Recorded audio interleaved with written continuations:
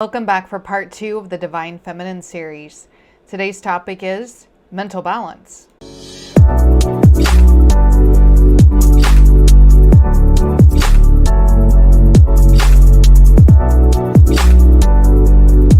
Quick recap of part 1. The more I look at this, I notice this divine godlike, which means to me adherence to a higher purpose, a divine purpose. And so what I see, the more I look into this and the way that the divine feminine is talked about, it's more about inner processes that have the side effect of behaviors outwardly. So when we talked about femininity in a previous show, you can go back and watch it, I'll tag it at the end. We looked at the way in which somebody who is feminine relates to somebody else. To be divine means to do inner processes, which changes the way you relate to someone else. Now, there are 4 processes that seem to come up a lot when we do inner work that has a relation to how we relate to others and how we relate to the world. For the divine feminine, the first one is intuition. So the second one is mental balance. And this really goes back to that assertion in part 1 that doing the work, the side effect of doing the work changes your behavior. It's not behaving in a certain way and then saying that you're a divine feminine. So in doing this inner work, one of the outpours of that is mental balance. So how do we do the work? So the first thing that we need to do is to know our shadow. Carl Jung said we have a shadow inside of our subconscious. You see, we have our conscious mind, which is how we present and what we think about on a daily basis. Our unconscious is where we're literally unconscious, and our subconscious, which are all these processes that happen just under the surface, and they're going all the time. That's literally where our dreams come from. So what Jung said is that inside our subconscious lives a shadow, and it's actually the shadow of our ego. It's a shadow of how we present to other people. Inside this shadow is where our biases are, our insecurities, our traumas, our triggers. We have to go in there and address all of those things, explore all of it, process it, feel the feelings to be able to learn how to mitigate or control them. Step 2 is meeting your anti-hero.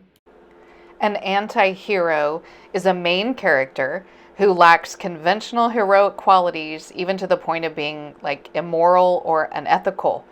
They still work towards the same goals as the hero, kind of, but they're a narcissistic or psychopathic or overall Machiavelli, which means they're manipulative, morally indifferent, lack empathy, and focused on their self-interest. We all have an anti-hero side to us, the one who wants to burn it all down, or who is able to rationalize any not so kind decisions because of their own self-interest. Now, you can say you don't have an anti-hero, but we all do. We are all capable of a lot of different things. The best example I can use to show why it's important to know your anti-hero is using pacifism. Whether you believe in pacifism or not, it's a good example. So there are some people who will say they're pacifists, but they will shy away from an argument. They've never been in a fist fight. They won't watch the news because it's super violent. They won't even advocate for themselves. Really what they are is conflict avoidant. It's very easy for them to be a pacifist because it's not hard not to. But a pacifist who says they're a pacifist because they know the level of violence and danger that they can bring upon somebody else, they've already explored their anti-hero side and they know what they're capable of, it creates this depth of meaning and shows that to be pacifist, they have to control that side.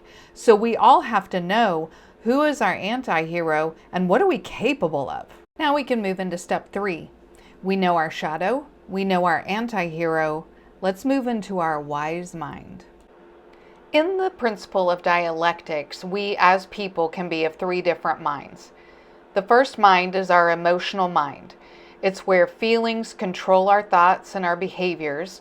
We have impulsive actions without regard to consequences, but we're definitely feeling our feelings.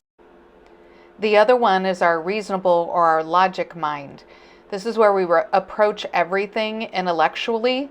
Decisions are based solely on facts, and there's little to no regard for empathy, but everything lives in the truth. The last one is wise mind. It's an equal balance of both the logic mind and the emotional mind. This is where we recognize, understand, and tolerate emotions. This is where we use feelings as just as important and informative as all the facts. We can be intellectual at the same time as feeling. We respond then in a truthful, authentic, rational manner. Now, following those 3 steps can bring mental balance. It's not necessarily a feminine quality to have mental balance. It should be a human thing that we're all striving for. But what do you think, guys? Do you think that mental balance is part of being in your divine femininity? Leave your thoughts in the comments. Part 3 on the Divine Femininity series will be coming up. I thank you for watching. Don't forget to subscribe. It is free. Like the content and share where you think it's relevant. Thanks, guys.